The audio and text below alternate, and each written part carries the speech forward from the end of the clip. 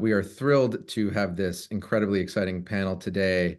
I'd like to introduce first my co-founder and the director of Court Accountability's incredible research arm, True North Research, my dear friend and colleague, Lisa Graves.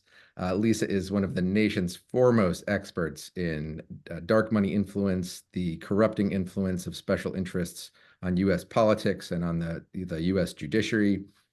Following a sterling career in the federal government as chief counsel for nominations to Senator Patrick Leahy, Deputy Assistant Attorney General at the United States Department of Justice, and many other incredibly impressive titles.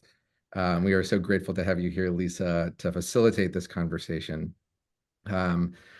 Joining Lisa to help lead this conversation is a man who knows a thing or two about influence on the Supreme Court and the dangerous erosion of the separation of church and state by virtue of the very forces that we'll be talking about and their influence on the courts. A friend of mine, Andrew Seidel, who is a constitutional attorney and author of some incredible books himself, The Founding Myth, Why Christian Nationalism is Un-American, and American Crusade, How the Supreme Court is Weaponizing Religious Freedom. Andrew also gave incredibly powerful and important testimony to the January 6th committee about the influence of Christian nationalism on the January 6th insurrection. And then the star of the show, Gareth Gore, the author of this explosive new investigative expose, OPUS, who is a financial journalist based in England, who was covering the collapse of the big Spanish bank Banco Popular, and through the course of that reporting, as we'll dig into in this conversation, really uncovered the sprawling scheme of dark money influence on Banco Popular by Opus Dei, and the incredible web of influence, corruption, and abuse of power that organization has been involved with across the world and in U.S. politics. Lisa, why don't we kick it off with you? Welcome, everybody, and can't wait to dig into this meaty conversation. Thanks so much for joining us, Gareth. Yes, thanks, Alex. It's a joy to be your partner in this work. And thank you, Darcy, for all the work behind the scenes to support this event today. And thank you, all of you who've come out, perhaps in your afternoon, or if you're on the West Coast, late morning, to hear from Gareth and us, but really from Gareth, who I just have to say, it's just an honor to have you be part of this. Gareth, your book is just profoundly important. It really sheds light on whole chapters of history, both world history and U.S. history, some of which is unfolding before our eyes. But you bring new insights, new research, new data to a set of activities that really has been really cloaked in darkness for many years, in fact, for many decades. And so I do have some very specific questions for you, but I just thought I would start off just telling you how much I appreciate your courage in writing this book, in pursuing it against some very powerful headwinds, and your devotion to just the truth, to making sure the facts are out there. I just want to ask you a bit about maybe what did you learn about Opus Dei that was most surprising, or maybe a couple of the things that really surprised you, kind of from where you started to where you ended up with the book. I think that would be interesting to hear about that evolution. Well, Lisa, thank you for your very kind words. Good evening, I guess. Good afternoon, good morning, but good evening from here in London. Thank you for having me. Okay, so I think it's important to start off by saying that I never set out to write a book about Opus Dei. I had very little idea about what the group was, what they were up to before I came into this. And I very much fell into this story by accident. I'm a financial reporter. I went to investigate a bank in Spain that had collapsed. And I fell into this rabbit hole out of which I'm yet to emerge. I'm still deep in this Opus Dei rabbit hole. So I guess, okay, what has surprised me most?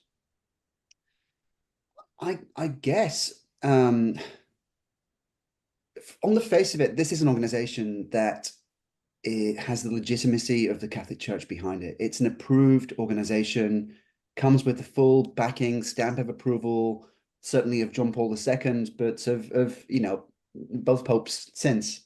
And I think I initially viewed it through that lens and viewed it as an established part of the church, and I think many ordinary Catholics view this organization in the very same way, and that's kind of, for me, what makes it most dangerous. Because what I've discovered through my research, and I've spoken to hundreds of current and former members of Opus Dei, including some of the people at the very top of the organization, past and present, and the abuse, the systematic abuse, manipulation of people, its grooming of children, its involvement in human trafficking and all kinds of really dark things. And, it's the way it uses its money and power and influence to try to shape society in the background. I mean, it's been a real kind of crazy ride, and yeah, it's really opened my eyes to some things that I didn't have a clue about. I really appreciate that opening, because I think that certainly some of the critics that may be coming to assail the book, I think may want to portray this as like an attack or some sort of like an agenda-driven thing. But in fact, it was really the genuine product of real investigative journalism, really looking at the facts and following them where they went. And so I hope that in the midst of whatever controversies arise, that I think most people, and the people who will actually read the book versus write about it without reading the book, will see how careful, how thoughtful, and how thorough it is. But let me pass the baton over to Andrew for the next question. Yeah, I really want to ask you a little bit more about this, because I think probably before we do anything else, we maybe need to talk about the albino elephant in the room, because one of the problems with talking about conspiracies to seize power is that one tends to sound like a conspiracy theorist. And Opus Dei, it features as the villain of one of the most successful stories of all time, right? The Da Vinci Code, which you talk about in the book. And they play into this a little bit. There's the Syndicate, which sounds like something out of a James Bond movie or Mission Impossible, and I think it pops up on page 3 of your book. There's this banker that is being kept away from his dying brother by Opus Dei. On page 7, I think, maybe 8, there's a cache of bank records mysteriously purged from a mountainside mansion near Madrid, right? It's this amazing story, and you talk about this network of hidden largesse that leads deep into the Vatican and American politics, which is where we're going to go with this conversation. But I'm really curious if you can tell us, before we really dive in, more about that background and how you wrote the book, your research, your reporting. You said you interviewed 100 or so members of Opus Dei in the investigation, because the book does a beautiful job of threading the needle with facts and with data and with these staggering numbers. And as you said, this wasn't a book you set out to write, but you kind of had to write it the deeper that you dug. No, I mean, so the book initially started out from my reporting at IFR, the magazine where I work. And initially my idea was to write the story about how this bank that in the 90s had won all of these prizes. It was this, it was basically one of the most profitable banks in the world. And so for me, the story as a financial journalist was, I'm going to tell this crazy tale of how this bank goes from being up here to collapsing and just scattered into pieces. And then I began to learn a bit more about the chairman who had run the bank for many years alongside his brother. These two brothers who were very different. One guy was a member of Opus Dei. He had dedicated his life to the movement. He lived this life of chastity, obedience, and poverty. The other brother had nothing at all to do with Opus Dei. He was a bon vivant who loved a good party and a good glass of wine, good food. He loved to go out golfing with the clients. In fact, in the bank, there were nicknames for the two of them. They were known as Opus Dei and Opus Night. So I kind of got into this story first through the bank and then through these characters. But and then one day I saw a bit of news, so I'd already made, by this stage I'd made the connection between the bank and Opus Dei. I'd interviewed one of these the Opus Night guy. Opus Dei, Louis Valls had died by this point, but the younger brother was still alive, and the two of them had run this bank together for many, many years. And I asked him straight out, like, there's this mysterious show that I can't seem to kind of figure out. What is it? And he basically just told me it's Opus Dei. It's a front organization that Opus Dei has been using for many years to siphon off hundreds of millions of dollars, perhaps even billions of dollars from this large bank. So I'd made that connection. And then one day I saw this bit of news in the Associated Press about a group of women in Argentina, these 42 women in Argentina, who were filing a complaint at the Vatican because they alleged that they'd been enslaved by Opus Dei. And so I'm kind of thinking, wow, this story's kind of taken a bit of a turn here. But initially, it kind of seemed to have nothing at all to do with the bank. And I felt very sorry for the women, but I just kind of moved on. But then one day in the archives, I just discovered this document which detailed how the bank had funded not just this school in Argentina where these girls had been recruited when they were teenagers and coerced into joining Opus Dei, but had financed this entire network of schools around the world where the same thing was going on.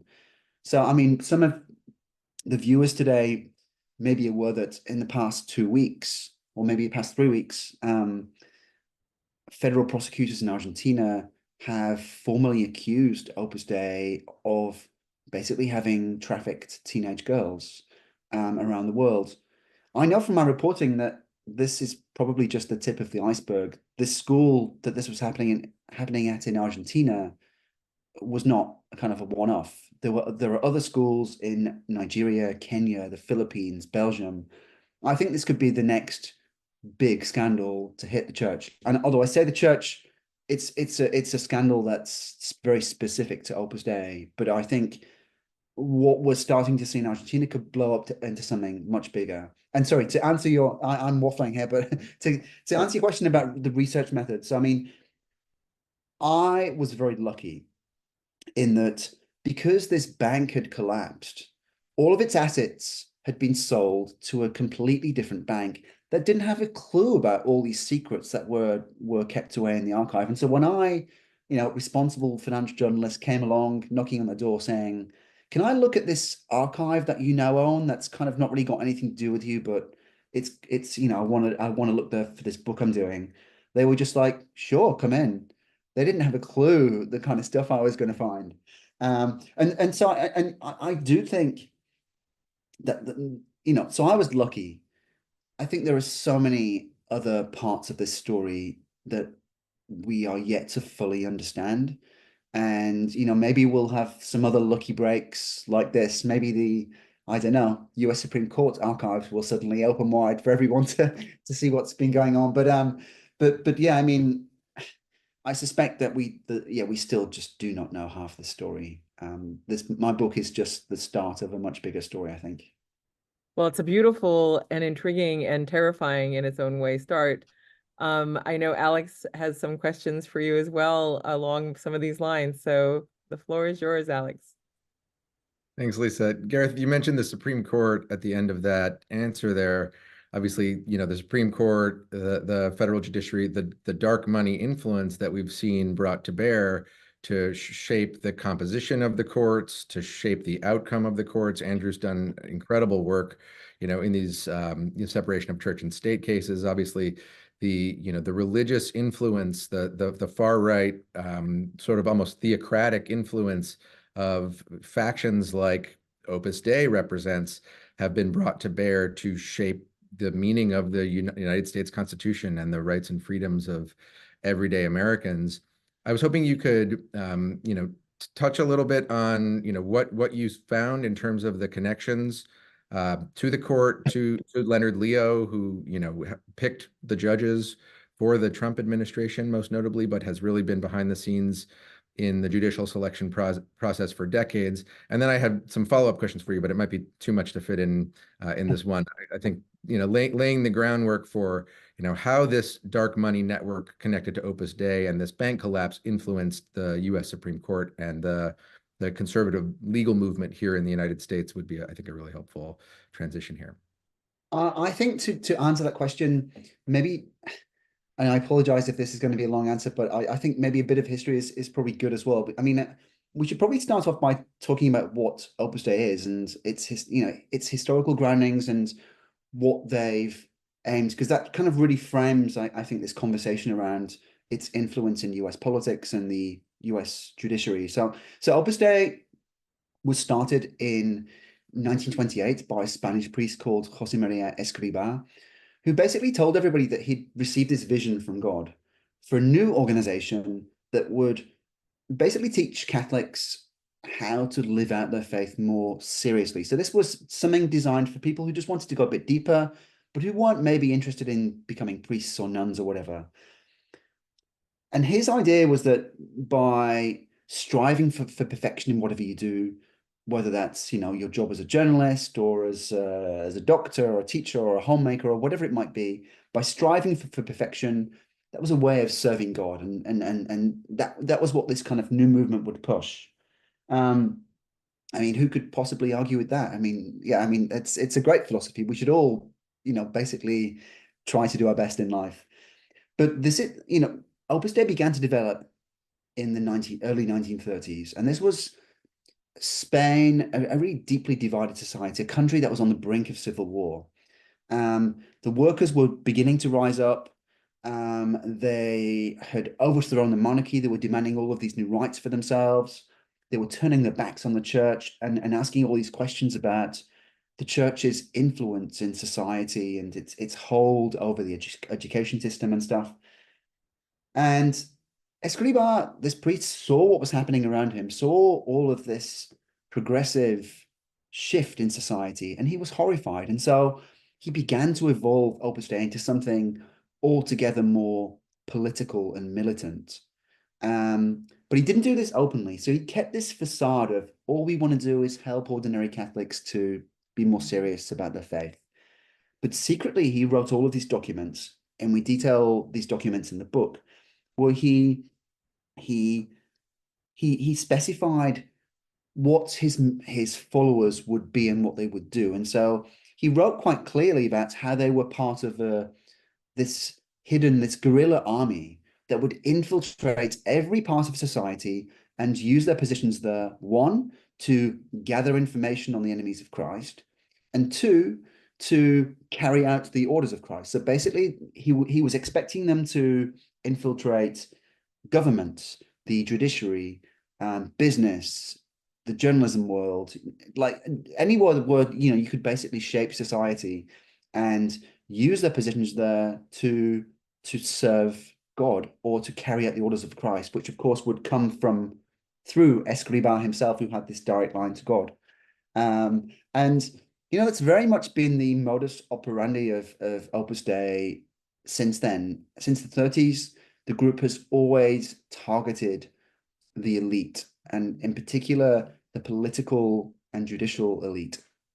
And in recent decades, it's really thrown its resources at penetrating Washington, D.C., and has done so quite successfully. I mean, already in the 1980s, 1990s, it had broken into the kind of higher echelons of power. So the former Supreme Court Justice Antonin Scalia was a regular at the Opus Dei retreats that were held outside of Washington. He turned to Opus Dei to recommend a school for his son Paul, who went on to become a priest and who's very close to Opus Dei today. But in more recent years, in particular since the early 2000s, Opus Dei has really, I think, embedded itself at the heart of Washington's Catholic and Republican circles. It's now, I think, the dominant player and the dominant philosophy for many Catholic Republicans. And it's positioned itself, you know, to have a huge amount of influence on the country. I think one kind of quite telling thing for you is, okay, so Opus Dei isn't huge in the US. It only has about 3,000 members. Now you would expect, it being a Catholic organization, you would expect for those members to be concentrated in you know, cities with a large Catholic population, cities like Chicago or Boston or New York, Miami even these days, because of the, you know, the Latino population there. But no, Opus Dei's largest community is in Washington, D.C. 800 of the 3,000 US members of Opus Dei are in the DC area. And I think that's no accident. That tells you where Opus Dei has been putting its recruitment resources, and it shows you what kinds of people the organization is trying to attract. So yeah, I think yes, and to come back to your question about, you know, its connection to particular figures like Leonard Leo. So, you know, the organization runs this, what's supposed to be just a chapel and bookstore in central Washington, D.C., this place called the Catholic Information Center. And that place has become a real political hub. It's you look at the board of directors, past and present, and it's real who's who of the Washington political and judicial elite. Leonard Leo, the guy that is almost single-handedly responsible for the conservative stroke Catholic takeover of the US Supreme Court, he's a board member and has been for many years. In fact, the foyer of the Catholic Information Center is almost a shrine to his daughter, who sadly passed away in 2007. But there are other figures too. I mean, people like Bill Barr, the former Attorney General, Pat Cipollone, the former White House Chief Counsel under Trump, Mick Mulvaney, the former Chief of Staff under Trump. You know, all of these figures are either members of Opus Dei or closely tied to Opus Dei through the Catholic Information Center. And, you know, I'm sure we'll get onto this later as well, but Kevin Roberts, very, you know, particularly important figure right now because of, you know, he's the president of the Heritage Foundation. For those people that don't know, he's the architect of Project 2025, which is this dystopian blueprint for a second Trump term. He's a regular at the CIC. He gets his spiritual direction from the Opus Dei priest there. He gave a speech just last year where he was extolling the virtues of Escrivá, the founder of Opus Dei, and talking about how he was inspired by this figure. So sorry, it's a very long answer to your question, but yeah, I hope I've covered most of what you were asking. No, that's wonderful. And I'll pass it on, but I just want to pause to note, I mean, these striking parallels between that, you know, really important history that you laid out about Escrivá and his strategy, almost sort of a deceptive strategy of infiltration, targeting elites. You know, one passage and section in the book that I found really striking was how in his early days, he had this school of law and architecture, you know, and he sort of framed it as almost a secular, you know, a facade for the recruitment of, you know, new elites into this movement.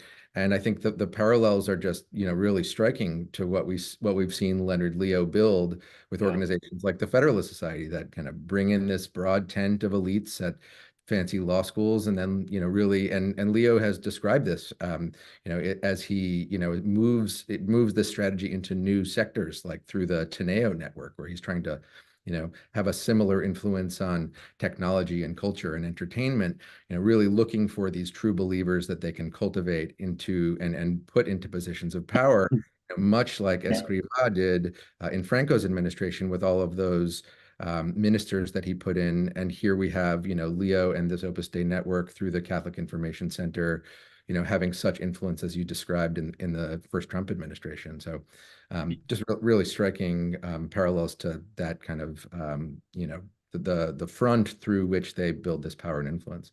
There was another striking parallel too, Alex, that and the history is phenomenal in the book. You know, they set out to unite law and government in religion. It kind of was like the beginning of the story. That school that you were just talking about, Alex, right? Gareth, you tell the story of Escrivá getting transferred to this urban diocese, not to pursue God, but to pursue this career in the law. And then you write something about how it was clear from the beginning that it was deeply political to its core. They get in bed with Franco. From the beginning, he's encouraging Opus Dei recruiters and proselytizers to use any resource at their disposal, including government funds and government buildings, right? So, we're talking about the union of politics and religion, deeply conservative politics. But there's one line in your book that haunts me. You said it a few times, and it's the goal of Opus Dei. And I don't know if I heard you say that, and I would really love to just they're amassing all this wealth and collecting these powerful people, but to what end? Yeah, so Escrivá wrote down, so these are secret documents that have been hidden for the past 90 years. Even the Vatican has had no clue of the existence of these documents. But we now know that Escrivá, he set a goal for the movement, which was the re-Christianization of the world.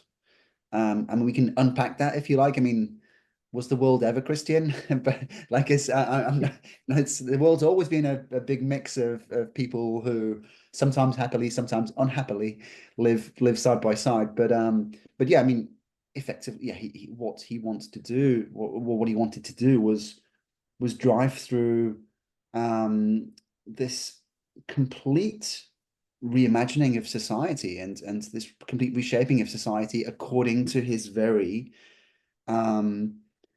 it's wrong to call it a kind of a Catholic vision, because it's a real radical arch conservative reading of the Bible that someone like the Pope, today's Pope Francis, just would not recognize in any way. I mean, it's quite telling.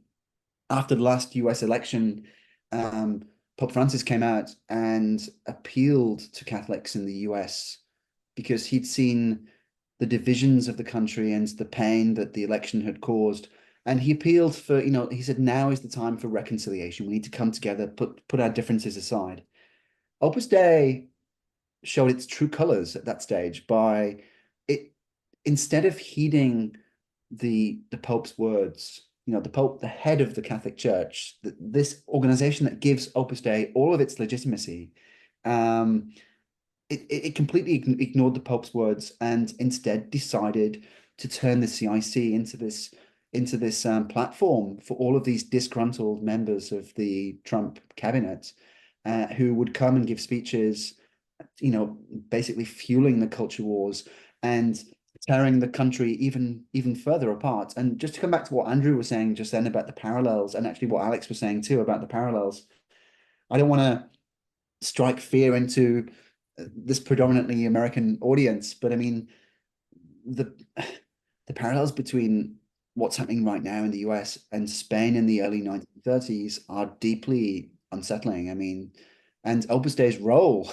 in fueling these divisions and wanting to wind back any progressive developments in society, this really kind of anti-modern, anti-progressive, deeply reactionary, and politicization of faith is deeply troubling. Yeah, it really is extraordinary to see it sort of taking root here in the U.S., which, as Andrew has written so compellingly, has a root of trying to protect against religious indoctrination through the state or religious, certainly the Constitution expressly says that, Congress cannot establish a religion. The Constitution, despite its other flaws, expressly says that there can be no religious test for office. It couldn't be clearer if you were actually a textualist, if you were actually a judge who was devoted to the actual, real history of America and the real language that we have, that there's no religious oath of office. That's not compelled by the Constitution. And so to have this organization, Opus Dei, with its leaders and its the people who aren't in it but are adjacent to it, playing such an extraordinary role in American society, I find it really, really worrisome, because we have these people, Leo in particular, have targeted the courts. They're trying to take America backward, and they're trying to control who we can be, who we can love, how we care for our bodies and our families.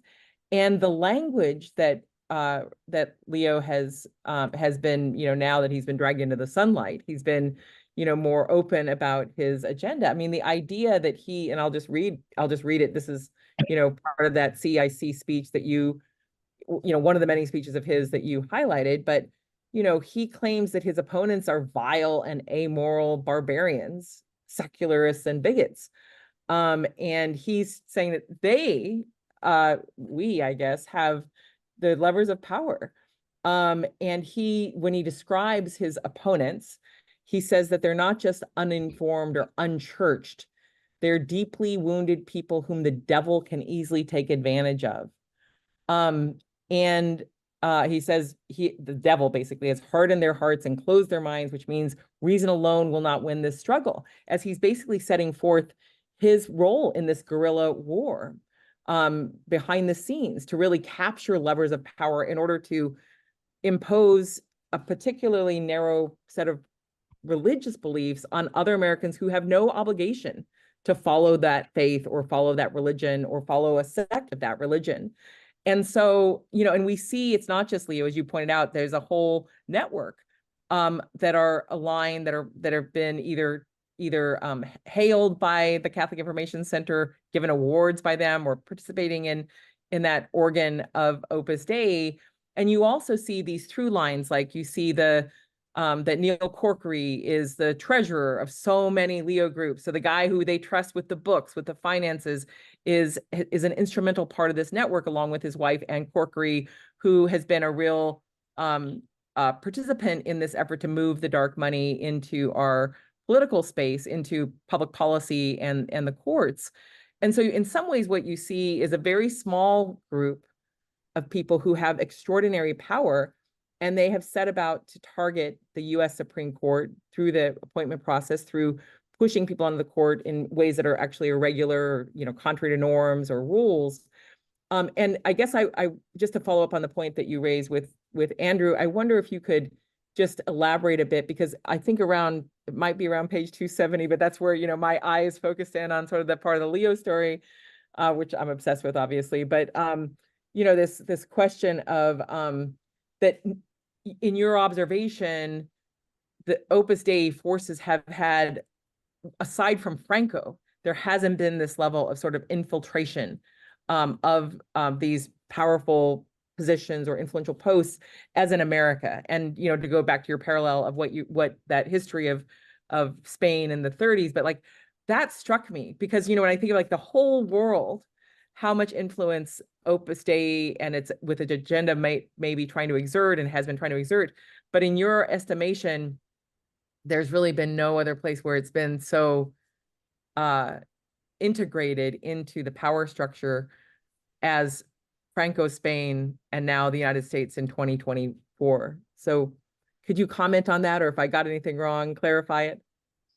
No, I mean, absolutely. So I think my observation was that in the first Trump administration, or perhaps not only Trump administration, we will see, I guess, in a few weeks. But it's but yeah, I mean, it was just really quite shocking for me to see this very small organization, like we were saying, just 3,000 members across the entire United States. Yet within this Trump administration, in the innermost circles of the Trump administration, there were like 4 or 5 Opus Dei figures, and you're just like, wow, how could this possibly be? But I think come back to what we were saying earlier. I mean, this is about the residents and stuff. So Opus Dei has always done things by stealth, right? It's never overt about what it's really trying to do or achieve. And that's what it's been doing in Washington, D.C. for the past 50, 60 years, but which has been doing kind of on steroids, at least for the last 20 years. So I think what it does, and we see this all across the world, is it uses Catholicism and spirituality as a kind of facade, a kind of front to I guess to get people to kind of drop their guard and to allow the organization into their lives whether they be Catholic or not. And, you know, and I know for a fact that in the early 2000s at least, and maybe this is still a practice that goes on today, Opus Dei would break the seal of confession with many of these kind of, you know, these highly important political figures, and they would gather information on them by, you know, breaking the seal of confession. The priest would pass on information to his Opus Dei colleagues. And you know, you kind of think, what kind of, I'm not implying that there's kind of blackmail going on here, but it's just, it just kind of, for me, it gets to the heart of the fact that this is a political rather than a religious group. It's a political group that uses religiosity as a front to, you know, get people to open up and allow it into their homes and into their lives. But it's using that spirituality to collect information for it to better, to make its network more efficient, to make its recruitment more efficient, to be able to target the right people, to expand its network and to target the right people and to push people in the right direction. So I think the elephant, I guess, in the room that we should also address is, you know, people saying that this is all one big conspiracy theory. I mean, I should say from the start, there's no implication here that there's some guy sat in Rome, the head of Opus Dei, who's issuing orders to the likes of Bill Barr and Leonard Leo and the rest of it. That's not the way this works. That's not the way Opus Dei works. What Opus Dei does, and has certainly done in Washington, D.C., is create a network using this kind of facade of spirituality, create a network of like-minded, arch-conservative, anti-progressive individuals, and shape that network to push forward its agenda, which, as we were saying before, is the re-Christianization of the world. And so I think that's the way we have to forget the legitimacy that Opus Dei has been granted from the church. That's just a facilitator here in this whole process. We have to view Opus Dei through this very different prism of, you know, this is a political network with all of these shell companies and front organizations that's hiding what's really going on. I think that's the way that people really have to view to view this organization. Yeah, it's really interesting because the idea of targeting a political office, you know, to influence, that's not that that's, you know, I mean, that's one thing, but this idea of targeting judges whose job is to be fair, to try to pack the court, capture the court in order to advance a, you know, particular religious objective or set of objectives, it really is extraordinary. And a number of the nominees basically said they wouldn't impose their views or they would follow precedent.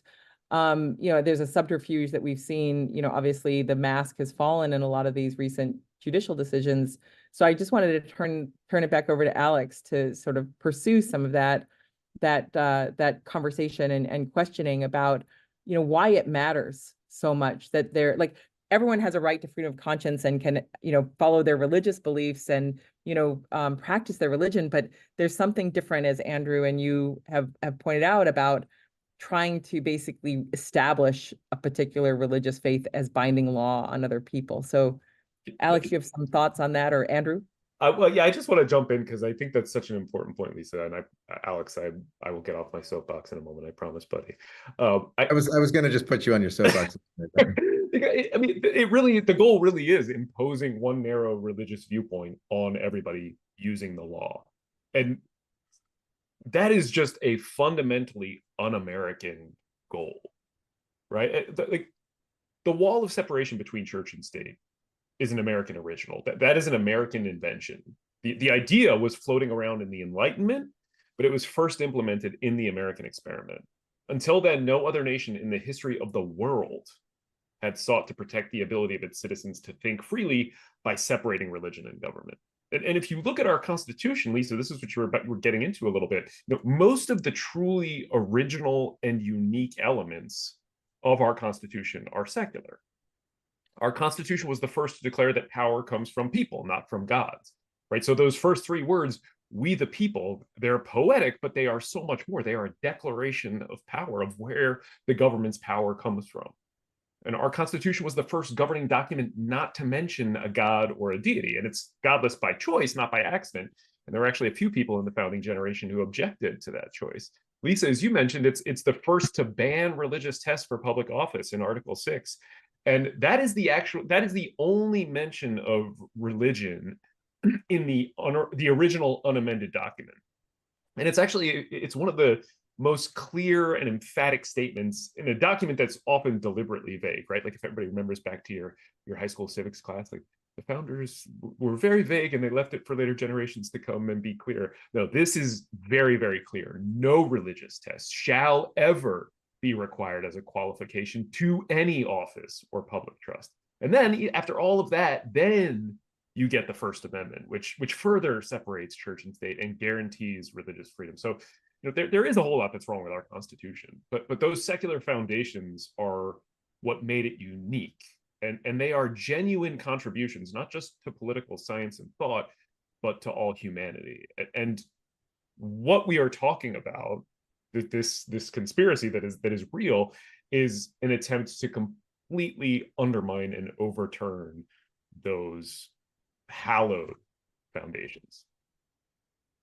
Okay, Alex, sorry. I don't think I have much to add to that, except, I think, hearkening back to the quotes, the really haunting quotes that you read, Lisa, of sort of how Leonard Leo and, I think speaking as part of the vanguard of this movement, sees what's happening in this country, right?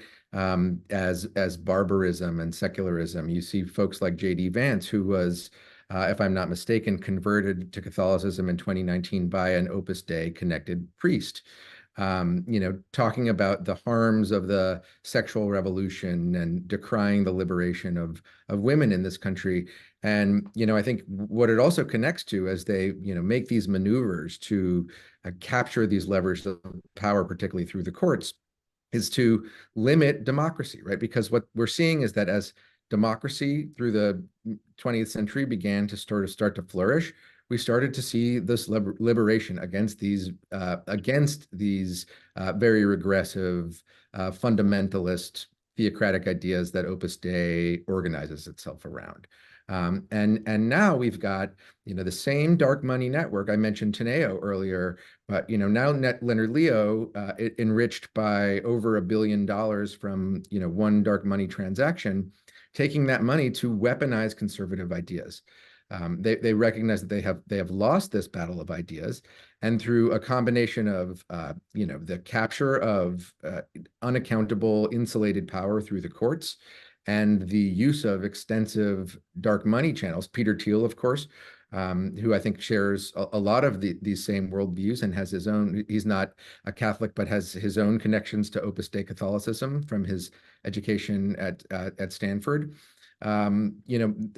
Really investing in the weaponization of media channels and other influence networks to try to install this very regressive mindset upon the American people, even against the I think the popular rejection of these ideas. I think of course, in the context of this election that's about to take place, already taking place, I think it's coming most to a head in the context of women's reproductive freedom and abortion access.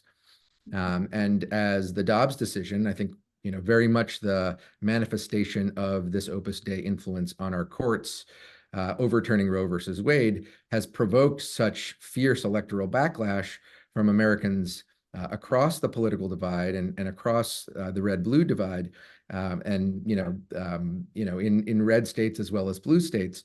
We're starting to see these throes of pushback from this dark money theocratic network. And can I add that Opus Dei were real pioneers in this? I mean, so in the 90s and the early 2000s, they were using this dark money network. This is before the sorry, what's it called? The ruling about the dark money ruling that you had in the US. The Citizens United, the Citizens United case. Citizens United. That's the one. So even before that, Opus Dei had already had this kind of network of dark money funds set up, and they were well aware of some of the contradictions that Andrew was talking about in between what they were trying to do, this re-Christianization of society, and what the Constitution itself said. And so Opus Dei sought to effectively fund this new school of thought. So they really pushed this idea of what they call natural law, which really kind of grew up at Princeton around this one particular scholar called Robbie George, who's very close to Opus Dei, who owes a great deal of his career, in fact, to Opus Dei and Opus Dei funding. So Opus Dei plowed all of this money into Princeton, and in particular into creating this new institution called the Witherspoon Institute, which has really been a fundamental organization in the kind of the pushing this idea of natural law. Natural law basically boils down to, there are some things that we shouldn't question because they are kind of like they're part of nature, and it's a way of basically dissolving any kind of any discussion about morals or whatever. There are certain things that we shouldn't discuss because that's just the way it is or whatever.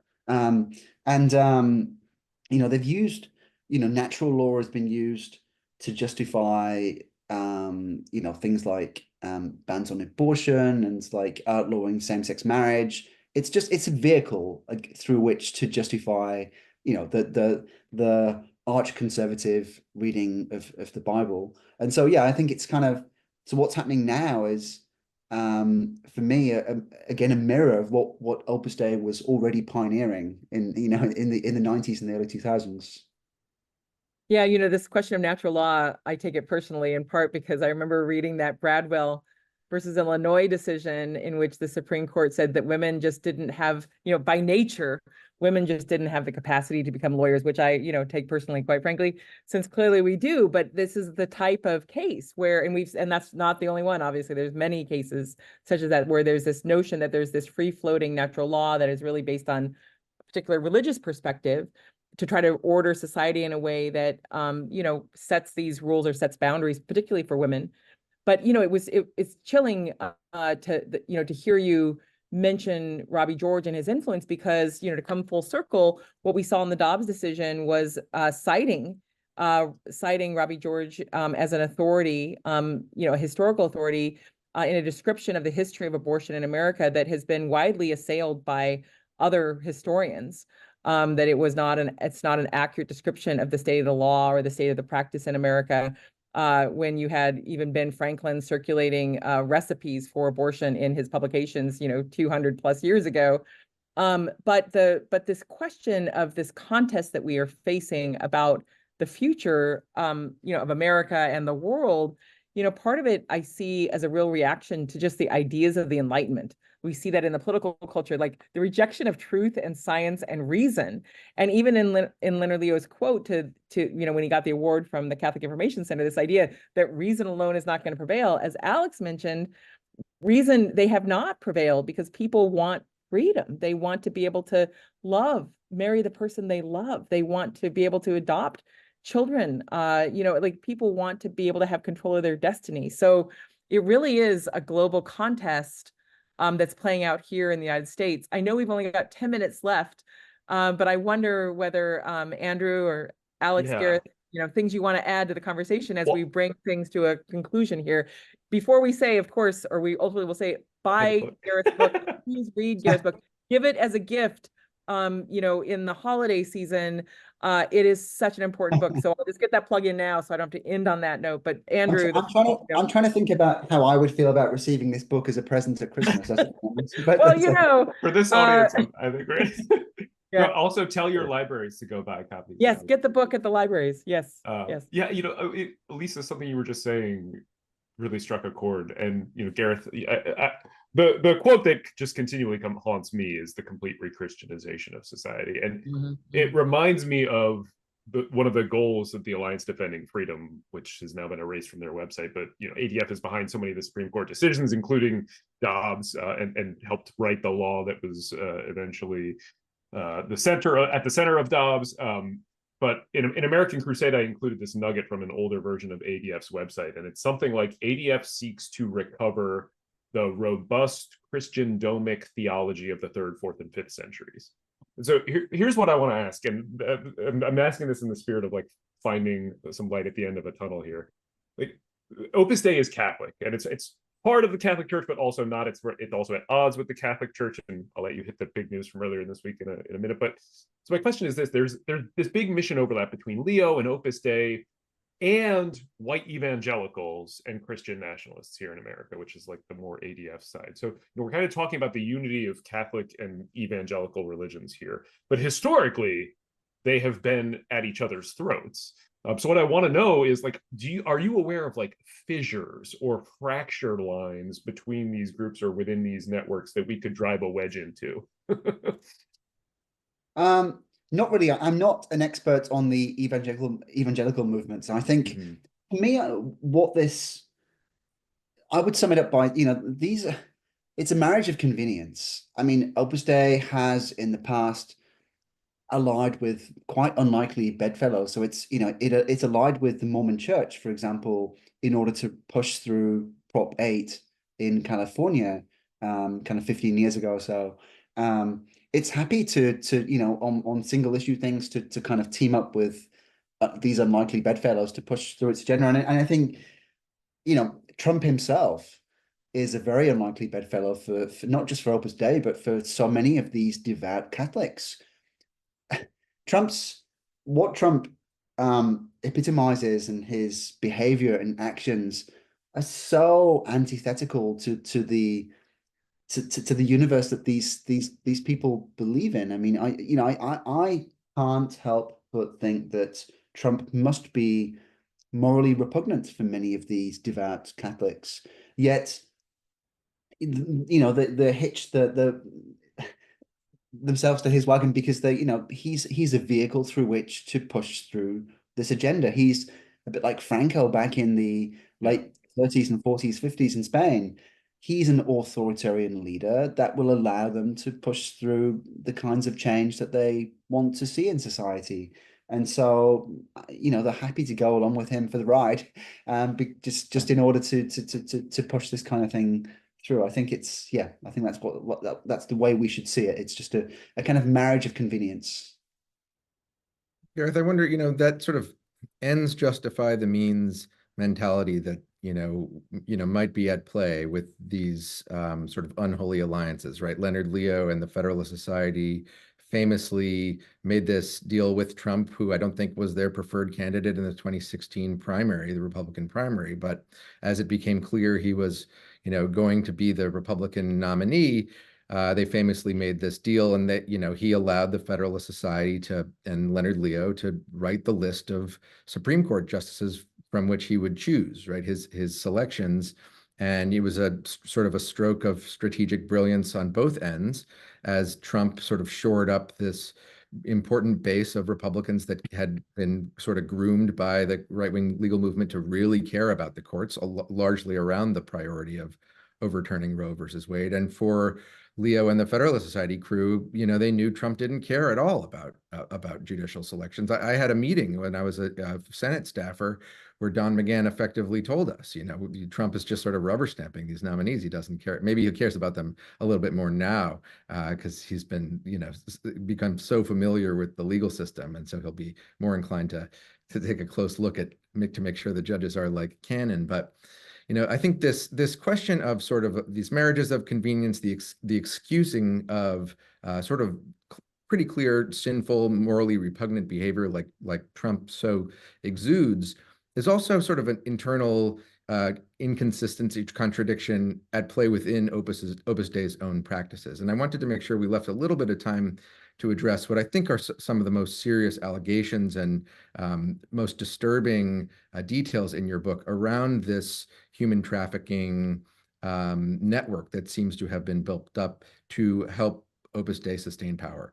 The recruitment of young girls and women, often from vulnerable backgrounds, from lives of poverty in many cases, to effectively serve the Opus Dei elite numeraries as numerary assistants, as they're called. And I think one really interesting detail was that Escrivá, kind of in his original mission, calling from God that you describe in the book, originally got the message that women were not to be involved in Opus Dei. there would be no women in Opus Dei. And then as it became clear that it would be actually quite useful to have women serving us, that the word of God changed on that front, and they started to recruit these women. And then you mentioned also, of course, these charges from Argentina. Can you just unpack a little bit more this scheme of recruitment of these vulnerable women, and how that operates, and what some of these charges are, and how the Catholic Church and the Vatican is responding or not? So Escribá invented this new subclass of membership because, there were already female numeries. These are kind of the elite members. So there are male and female numeries. These are people that live lives of chastity, poverty, and obedience. They're the people that they are almost the generals of Opus Dei. They work these networks of supernumeraries and Opus Dei friends. And they live in these kind of single sex residencies around the world. And Escribá at one point was paying for all of these domestic servants to come and cook and clean in these residences. And he came up with this idea of, hey, what if we recruit these girls into Opus Dei and we make them into these, kind of semi-numeraries, these numerary servants, as they called them initially. And as numeraries are expected to give all of their money back. So, but basically, he was creating this system of free labor for Opus Dei. He was really pleased with himself. He said that this is the greatest gift that God has given us. And so, and this has become a mainstay of the organization ever since, because part of the problem that Opus Dei has is that because Escribá told him that everything, the vision for Opus Dei had come directly from God, and because he wrote it all down in meticulous detail, it's now impossible to question any of this or any of these foundational documents without questioning the entire premise upon which Opus Dei is built. So if you question anything that Escribá wrote down, that's to question the word of God. And so they've kind of got themselves into this bind. So I think there's a recognition probably within Opus Dei amongst some parts that's having these numerary servants still, being recruited and operating around the world is probably not good PR, and it probably would make sense to get rid of it, but they can't because it's kind of locked into the system.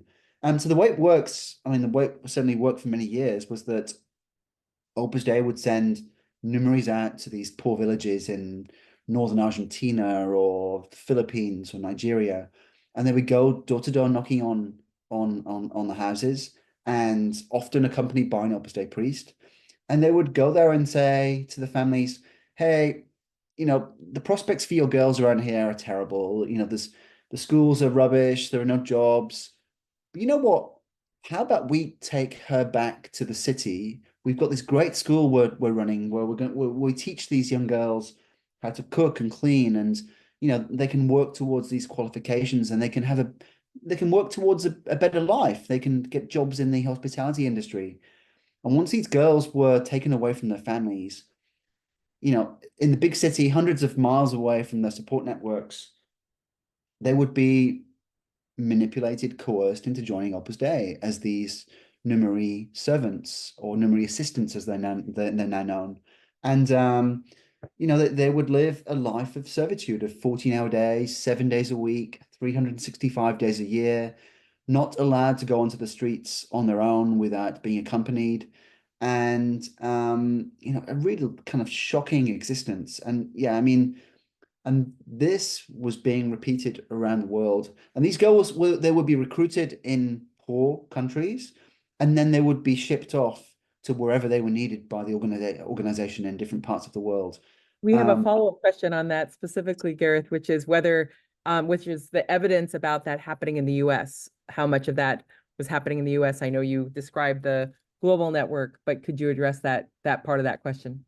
So I know for a fact that these women were trafficked from poor countries like Argentina, Philippines, Nigeria to rich countries in Europe, and for certain in North America too. I actually spoke with a person who worked in Rome at the time, who was in charge of deciding where these girls went, and it was presented to the girls as a choice. But in Opus Dei, nothing is a choice, especially if you've taken this almost pledge of obedience to the movement, to question anything that's presented to you as a choice is deemed what they call internally, it's called bad spirits. And you don't want to have bad spirits, you want to have good spirits. You want to, because you're obedient. And so, if they tell you need to go move to Canada or to, I don't know, California to go and serve in one of the elite centers there, then that's what you do, because that's what's expected of you. We've got one more question. I know we're at the top of the hour, but I think it's an interesting one to end on, in part because I know your book ends in part by describing how Pope Francis helped demote Opus Dei in part. And so the question is about, it has a particular question about having an Opus Dei shrine under a local Spanish bishop. And I think the broader question is Pope Francis starting to clip the wings of Opus Dei? Are there other things, trends happening that you think are hopeful in terms of pushing back on the extraordinary power and influence of this group? So things are happening, and things have been happening for a few years. So the Pope has been aware for at least 3-4 years now of the abuses inside of Opus Dei, and it's not just restricted to this kind of servitude of young women. There are many other abuses. The way that it grooms, targets children, the way that it kind of breaks the seal of confession, the way that it controls and manipulates these numery members, both male and female, their everyday lives. And so the Pope has been taking kind of baby steps to really clip the wings of Opus Dei. He's very much aware that Opus Dei is a powerful organization within the church, that it has some very powerful and wealthy allies, especially in the US, who are quite hostile to the Pope. So he's very conscious of he doesn't want to create a schism within the church. So he's trying to go after them. He's trying to force them into reforming without causing too much trouble, basically, within the church. But he's given them numerous opportunities. So he issued these things called motu proprios, which are basically personal decrees from the Pope. He issued 2. The first one was a warning shot to Opus Dei to say, get your house in order. They completely ignored him. He fired a second warning shot. Again, they completely ignored him.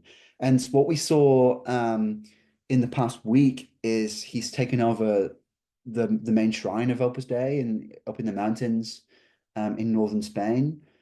That's kind of linked to there'd already been this standoff, but I think the Pope stepping in is another signal that you guys need to sort yourselves out. I think the next step could well be a formal intervention from the Pope. I don't have any particular information on that, but certainly the Pope has been laying the groundwork to do that. So he's been making a few tweaks in canon law that would allow him to do that if that were necessary. And for me, that's quite telling. The only reason you would make those tweaks is if you think that that might be necessary at some stage. And Opus Dei has refused to reform, and like with its reaction to my book, I think is quite telling as well. I mean, it hasn't engaged with any of the allegations in the book, really. I think what it's done is try to create this disinformation campaign and this alternative narrative, trying to frame the book as something that it isn't really, especially in Spain. And we've seen parts of the Spanish media really push the Opus Dei agenda, which I think again shows us just how embedded this organization is within the power structures of a modern Western country. And so, the fact that any other normal institution, when presented with evidence of human trafficking and abuse and manipulation, systematic abuse and manipulation, would be like, shit, yes, we're going to launch a huge internal investigation. We're going to cooperate with the authorities. We take these allegations seriously. That's not what they've done. They've basically just buried their head in the sand, and we don't want to hear any of this. And that tells you a lot about the kind of organization that this is. The leadership of Opus Dei has been aware for years, for decades, about this kind of activity, but they've done nothing. And so I think things will be coming to a head shortly. I think the Vatican Pope Francis has given Opus Dei a chance to reform.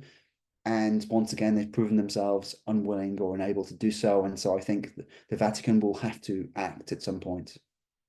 Well, I just want to thank you, Gareth, for taking so much time out of your evening to join us and just give a quick lightning round of last words from Andrew and Alex to close us out. And again, to say, please get the book, get it in however you get books from your local independent bookstore, and share it. It is a vitally important story for the U.S. media to tell. Has not, been told the way it needs to be told by major outlets. And so my hope is that we will see coverage, wide coverage, because it warrants wide coverage.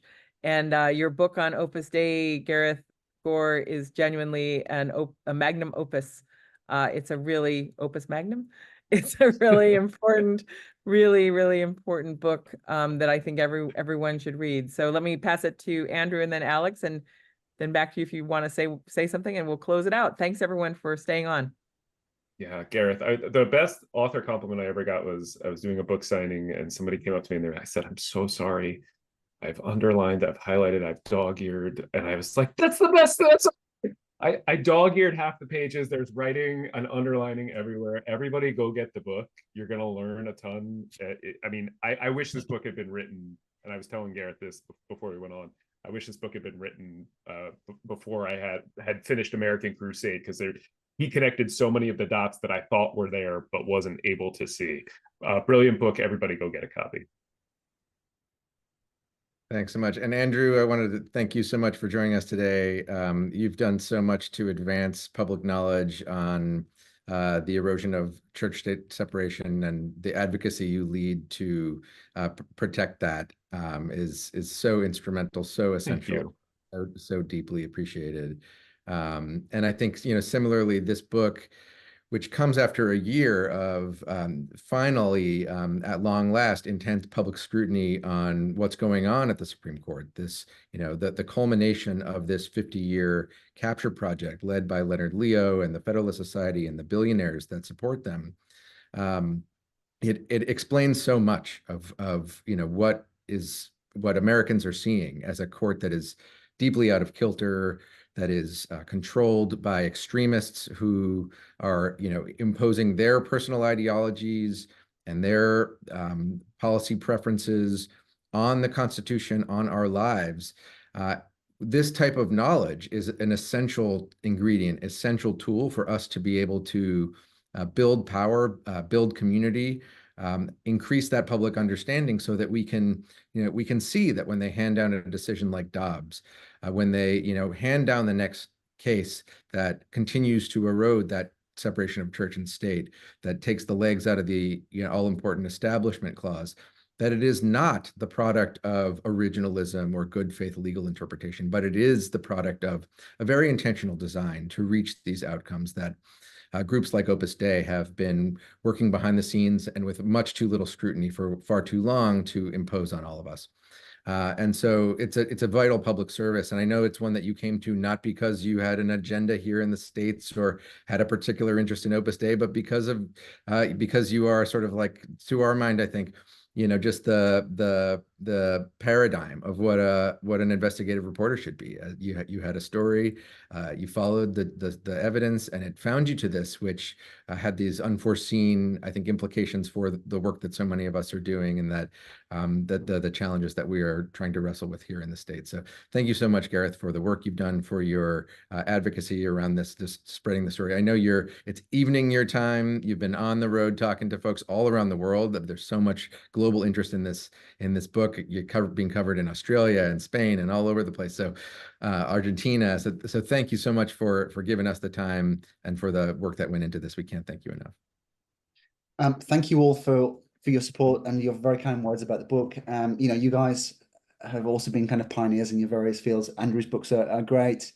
Alex and Lisa, their involvement with Courts Accountability and True North is, like I'm in awe of the work that you guys do. And, actually in the book, I cite various things that you guys have so, keep up the good work. And yes, my voice is just about giving in after this 3-week marathon of things. So luckily it kind of held up, but thank you guys for hosting me, and anyone that's watching, feel free to reach out to me on social media or whatever. I'm very happy to enter into discussions and things, but yeah, thank you all. Thank you, and thank you to our audience. I hope everyone has a wonderful weekend, and we'll talk soon in some way or another. Thank you.